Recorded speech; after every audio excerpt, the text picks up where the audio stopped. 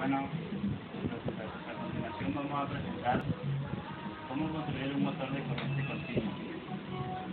Antes de todo, les vamos a presentar los siguientes materiales con los cuales vamos a trabajar para hacer la construcción del motor. Aquí tenemos un multímetro, el cual utilizaremos para medir los voltajes y corrientes que van a estar presentes en nuestro motor de corriente continua. También tenemos una desforradora de cables, con la cual vamos a desforrar los cables que se van a utilizar para hacer las conexiones. Da un alicate, está un cautín, que es el que vamos a utilizar para soldar nuestros circuitos de empalme. Tenemos el estaño, la pasta, desarmadores para cuando ya tengamos armado nuestro motor durante la estructura.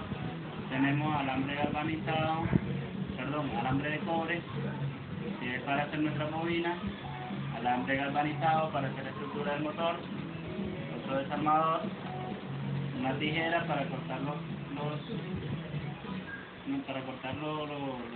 cables, un switch de encendido y apagado, tornillos que nos servirán para sujetar la estructura,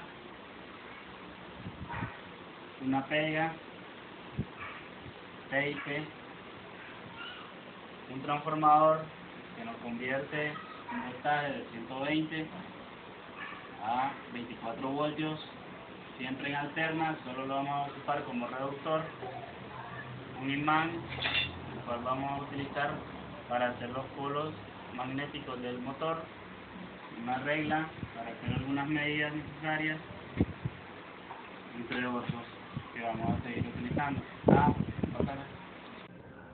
También utilizaremos un puente de diodo, el cual nos servirá para pasar nuestro voltaje reducido a 24 voltios, que van a ser las salidas del transformador. Lo vamos a pasar a 24 voltios en corriente directa, o sea, vamos a transformar de alterna a directa. Para eso sirve nuestro puente de diodo. Y tenemos estos cables también, que son los que van a conducir la corriente como lo habíamos dicho anteriormente. Para realizar nuestra bobina utilizaremos un vaso, el cual tiene una medida circular o un diámetro de 6.5 centímetros, lo cual va a ser la medida de nuestra bobina, con lo cual comenzaremos a devanar nuestra bobina de esta manera, como lo podemos observar aquí. Esta bobina estará hecha o compuesta de 60 vueltas.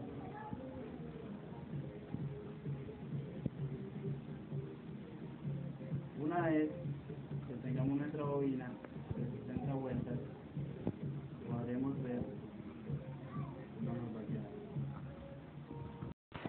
Para hacer nuestro eje utilizaremos alambre galvanizado. Luego, nuestra bobina la introduciremos en el alambre galvanizado de tal manera que quede centrada de esta forma. Así iremos introduciendo una tras otra de las bobinas, pero antes de introducirla tendremos que soldar inicio con el final de esta bobina, o sea, el final de la bobina que tenemos aquí lo soldaremos con el inicio de la siguiente, lo cual haremos a continuación. Bueno, aquí podemos ver cuando ya está nuestro rotor. Lo hemos instalado en la estructura galvanizada, que es la estructura de nuestro motor. Estas láminas que nosotros podemos observar aquí van a ser en este caso nuestras escobillas, las cuales van a traer el voltaje en corriente directa, como lo podemos ver aquí, positivo y negativo desde el puente de diodo. Nuestro puente de diodo tiene dos entradas para la corriente alterna y dos para la corriente directa.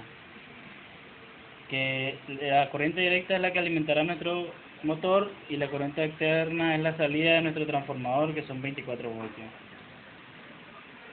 Aquí podemos observar la estructura positivo, la estructura del motor, y podemos observar también el positivo y el negativo de nuestra salida del puente de diodo, que son la alimentación que llevará nuestra ecovía a nuestro colector, las cuales alimentarán nuestra bobina.